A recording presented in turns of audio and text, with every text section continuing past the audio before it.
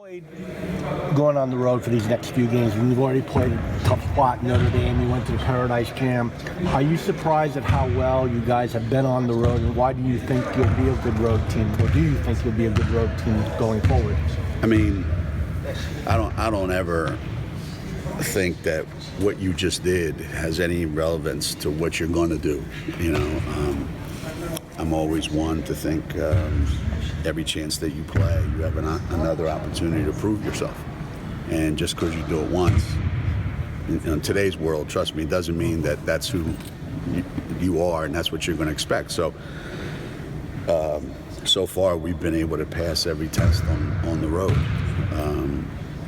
This is a little bit different in that, you know, we're coming off a long stretch of, you know, exams and practices and not optimal, and then you're going across the country, you know, so a little bit different than you know, going and hanging out in St. Thomas or, you know, up to Notre Dame real quick and play the. So it's going to be a little bit different, and I'm anxious to see. Like for me, for this group, because so much is new, it's been really a bunch of. I'm anxious to see. And that's kind of how I've been since the very first game. I'm anxious to see. At Notre Dame, one of the things you talked about, and I don't really have the exact quote in front of me, but you talked about answering every time Notre Dame challenged you, and you said last year you would have panicked. And which, when you kind of think about it, you had two seniors and two juniors at Crystal, that it would have been. In other words, you had two seniors last year and you would have panicked, and you had two freshmen this year and you stayed calmed. So that doesn't quite. Why would you have panicked last year and not this year? I don't know that panic may be the right word. I think we would have. The way we would react at times was that we would get hurried, and maybe that was. You know, just, you know, you want to win really, really bad, so all of a sudden things are not going well, so you want to hurry up and fix it, as opposed to just staying in the moment and saying, hey, you know, we got this, you know, one possession at a time. So I thought at Notre Dame, we stayed in the moment. We didn't try to get ahead of ourselves. We weren't in a rush to, you know, hurry up and get a bucket. But at the same time, we never got down 7 or 8, you know, so we played with the lead the whole time, which was really, really good. Sometimes that's a real comforting feeling when, you know you're up 4, you're up 5, and every run, you know, you need one bucket to stop the run, and it's not like one bucket and now we're still down 7. So I think circumstances kind of helped the situation, but you know, so much of it has to do with just temperament. This team's temperament may be a little bit different than last year's.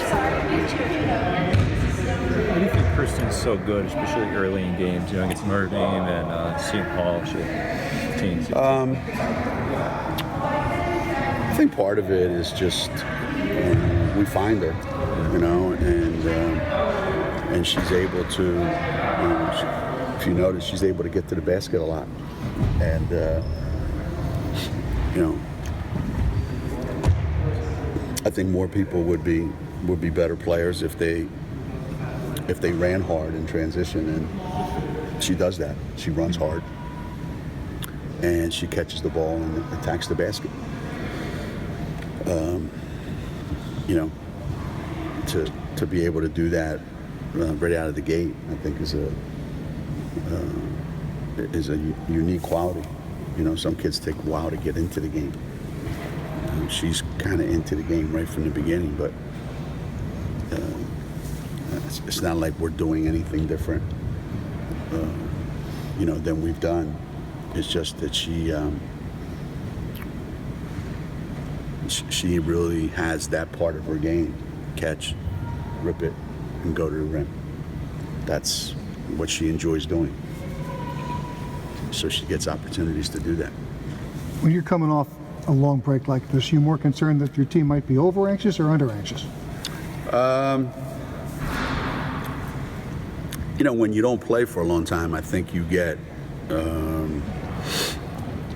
you get out of game mode. You get out of your normal mindset where we're constantly thinking about the next game. You know, the next game has been a while, and I think more worried about where's our head at and where our legs at. And all of this practice, you know, sometimes too much practice is not good, because that means you're spending a lot of time on your feet and a lot of time, you know, doing things, as opposed to, you know you got a game in 2 days, so you go hard one day, go easy the next day, and then a game is relatively easy compared to 2 hours of practice every day. So I'm more concerned about what will look like energy-wise with our legs, and I think if we, you know, get through the initial part of it, the early part of it, I think is going to be a little bit ugly looking, but I think it'll improve as the game goes on Wednesday night. Is Megan been back practicing? And Yeah. how's she been?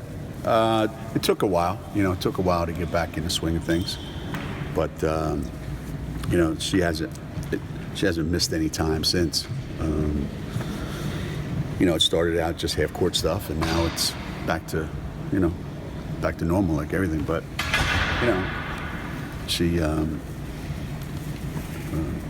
got pretty dehydrated, and she didn't eat much, so she was a little bit sluggish, and you know, that little by little is coming back. Anything you can say about Oklahoma? Obviously, a little down this year, it seems, but it's like, Yeah, they've struggled at times, but you know, the one thing that they always do is they compete really, really hard. You know, ever since we started playing them, I mean, that's been the case all the time. Whether they have, you know, amazing pro talent, like when they had the Power Twins and Danielle Robinson and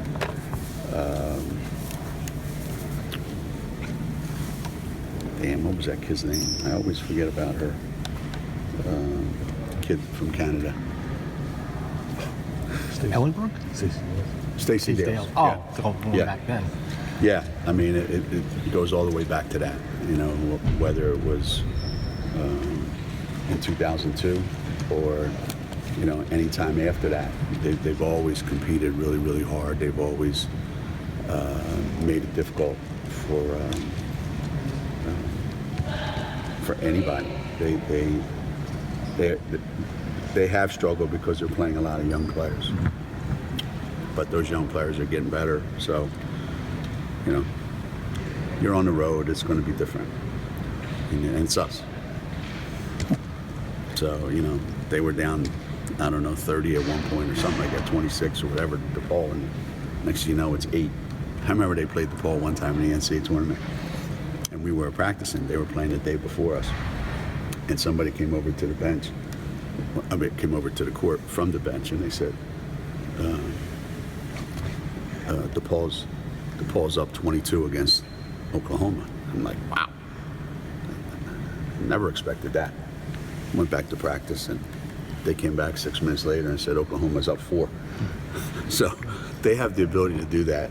And if you ever want to enjoy yourself in a lot of different ways, put on 2 weeks ago, I guess it was, the DePaul Oklahoma game.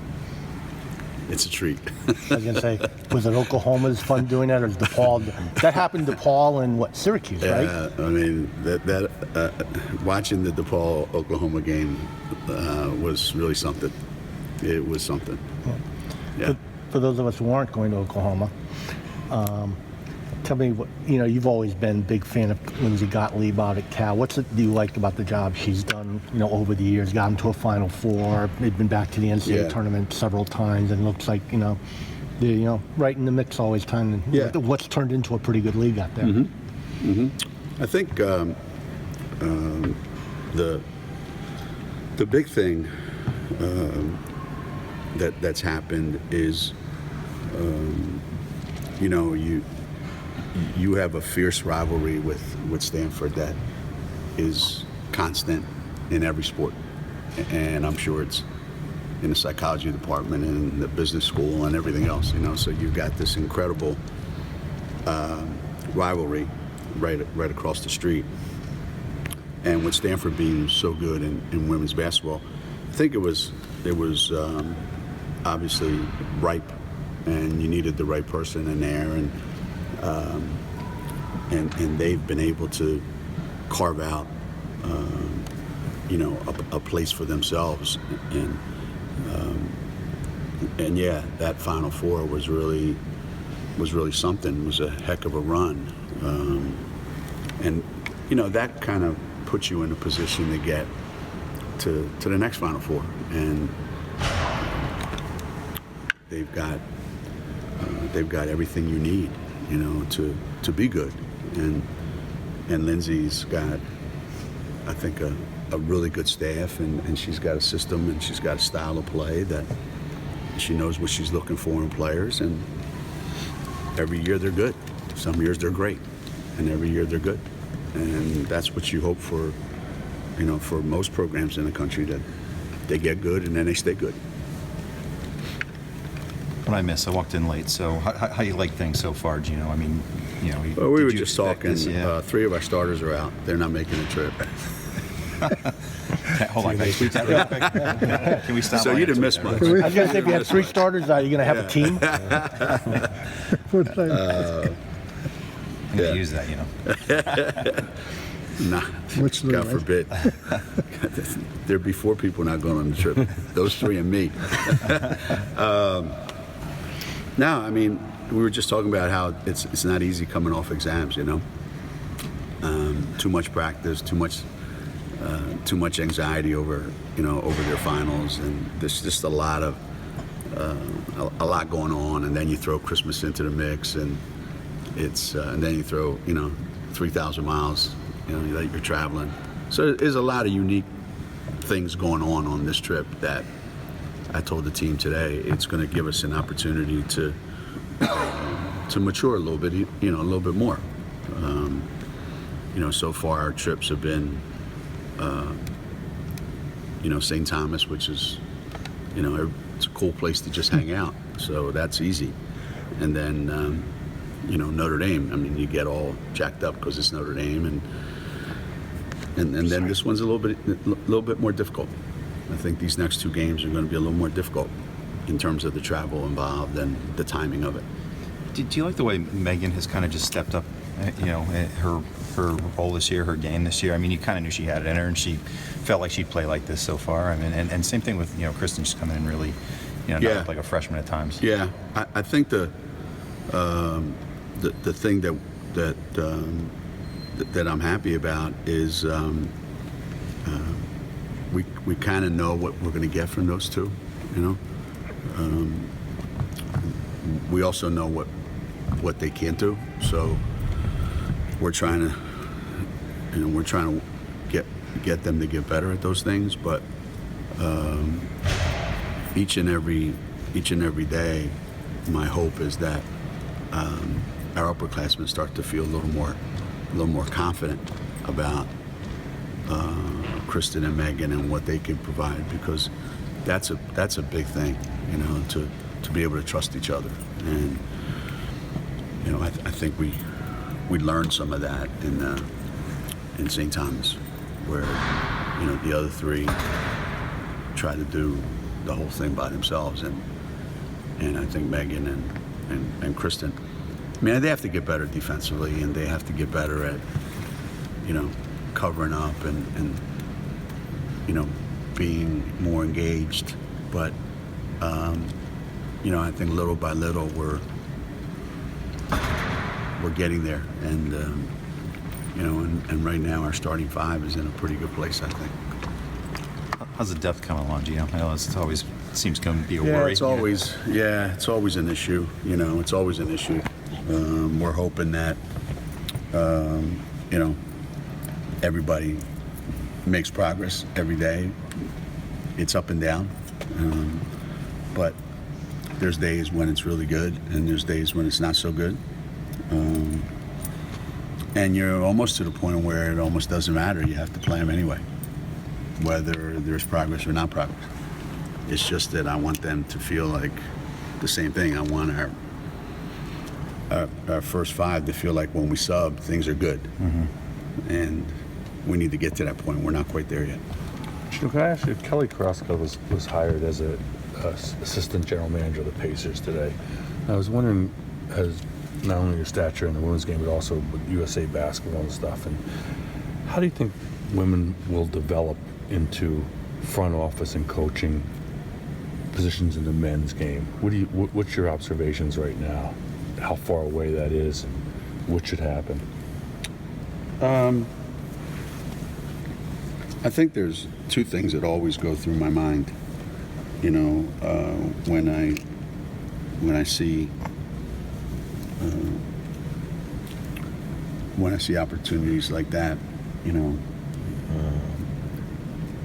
whether it's a WNBA player who's getting an opportunity like you've read about, or in this case where Kelly's getting an opportunity, you first want to make sure that it's not, well, you know, in this era of empowering women, we really need to show that we're on board with that. You want to make sure that that's part of it. But the bigger part is, I think these people really are qualified, and they add to our ability to have a high-level organization. You know, we're not talking college sports. You know, this is professional basketball where, you know, the lifespan of a coach or general manager is not really long. So, you know, they're only going to hire people that hopefully are going to improve the organization.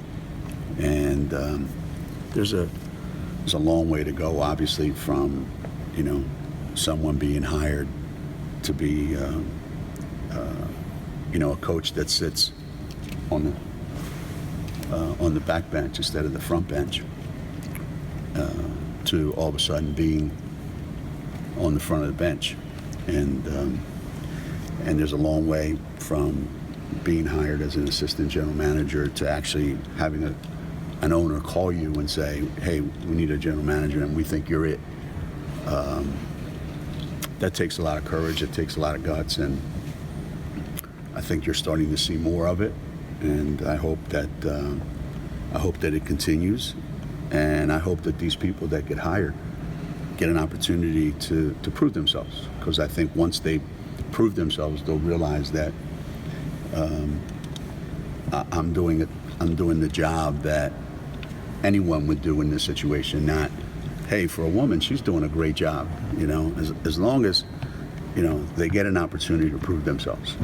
I think most people would be surprised at just how good they are in whatever role they're given. That's been my experience. Could you see Sue Bird coaching an NBA team? Coaching an NBA team? Head coaching an NBA team or something? You know, the big question I've always asked them whenever I've had these conversations is, one, do you want to? And the response I get a lot of times is, nah, not really. Well, how about part of ownership? Yeah, I would like that. Or how about being a general manager? Yeah, I would like that. I haven't heard too many of those guys talk about, yeah, I really would like to be a head coach in the NBA. Having said that, do I think they would be really, really good at it? Yeah, they would. She would, particularly, because when you study the game like she has, when you've played the game for as long as she has, and when you're as good with people as she is, then I think you have all the ingredients to be a great coach. And obviously there's an apprenticeship program that has to be, if you want to do it. And it'll be interesting to see, you know, of the two most experienced players that are in the league, Sue and Dee from UConn.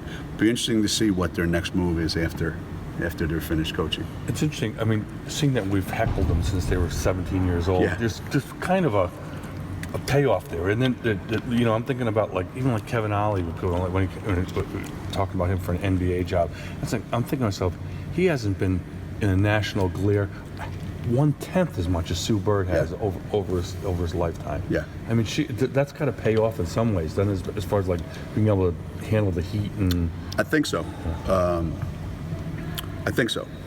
The thing that has to be overcome always, and when will that be? I don't know. It's like, can you pinpoint the time when it was okay to be a black starting quarterback in the NFL? Yeah. You know, where you weren't referred to as, you know, for a black quarterback, he's pretty good. So when did that end? When did people just start saying that guy's a great quarterback and not even have a second thought about it? So when will be that time when someone says, you know, for a woman, she's doing a pretty good job, and I think someone like Sue, who has, for all intents and purposes, been assistant coach and general manager and whatever you want to throw in also for, I would say, most of the teams that she's played on. She's been that for a long, long time. And I saw firsthand evidence of it. You know, when I was coaching the national team, somebody said, what's it like to coach, you know, the greatest players in the world? What's it like to coach the U.S. Olympic team? So I don't know. You should ask Sue and Dee.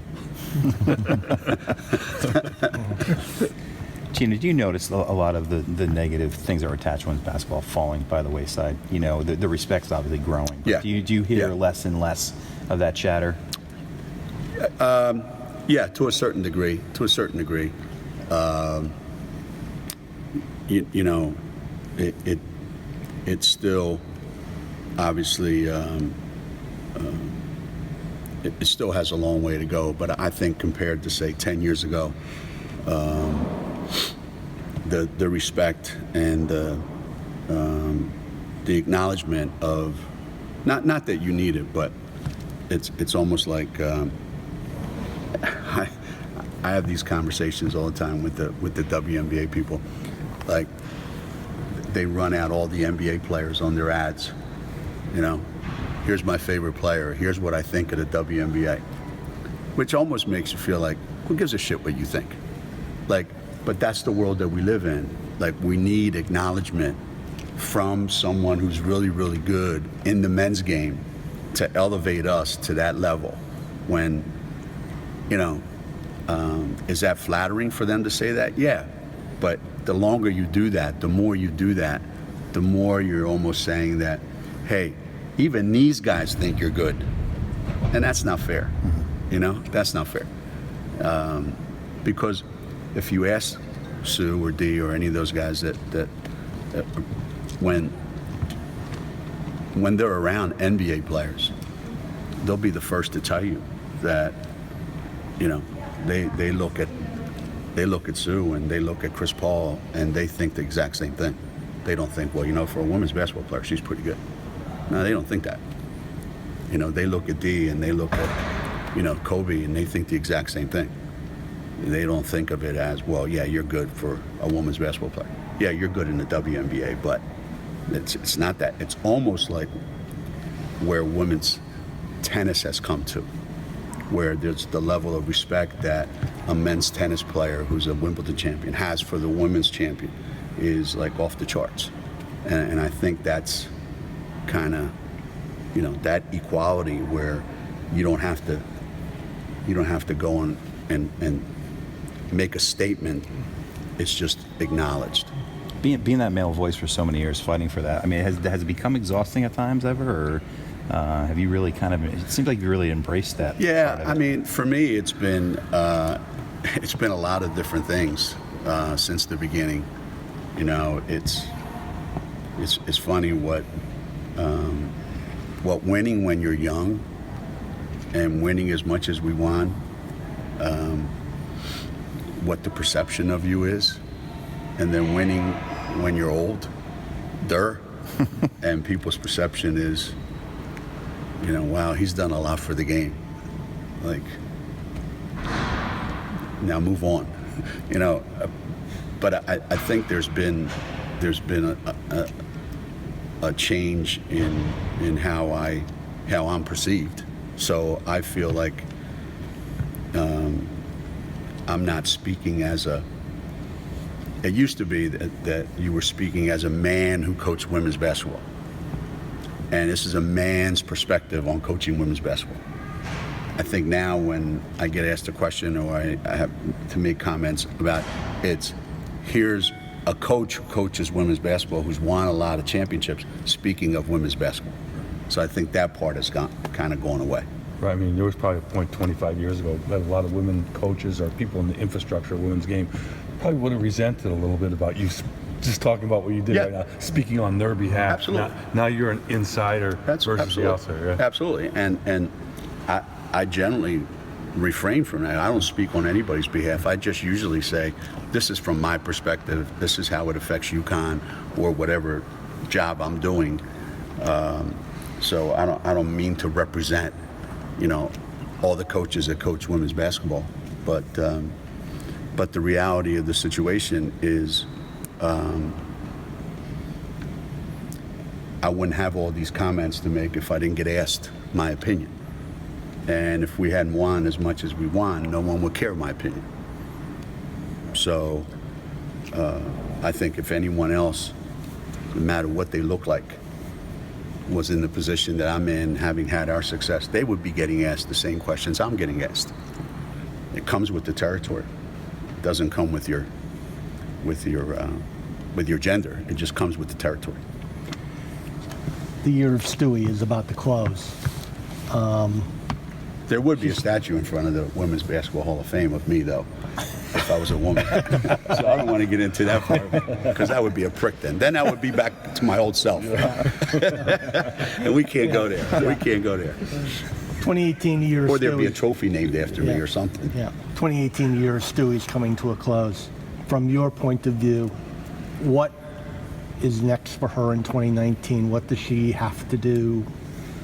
Well, if Stewie retired today, she would go down as one of the greatest basketball players in the history of college, pro women's basketball. And she's how old? 24? 24. Yeah. So she never has to play another game to be considered one of the best that's ever played. So where does she go from here? That's kind of up to Stewie. If Stewie wants to rest on her laurels and just go, you know what? I'm pretty good. I'm pretty famous, and I've accomplished a lot, which I can't ever see that happening. But knowing Stewie, there's probably the same motivation that she had when she came to college. Stewie said, okay, yeah, well, we want a WNBA championship, and I want a world championship. Okay?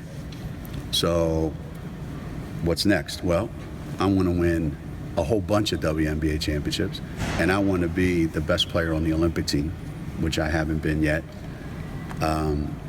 So there's probably a lot of things out there that she's saying, this is what's next for me.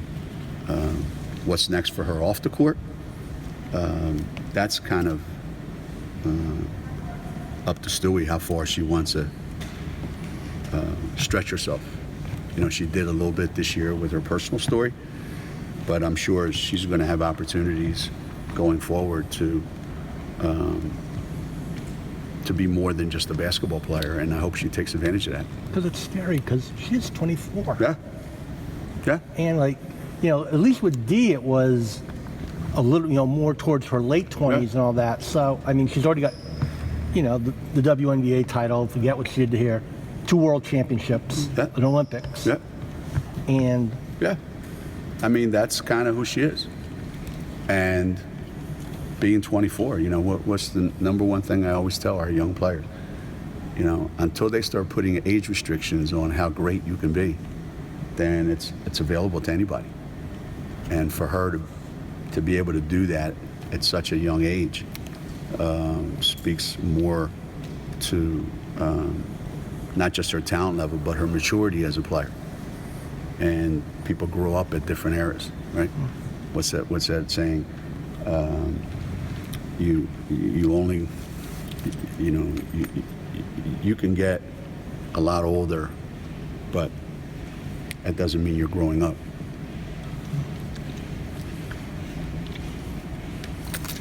Have you grown up? You still a kid? You still enjoy Christmas?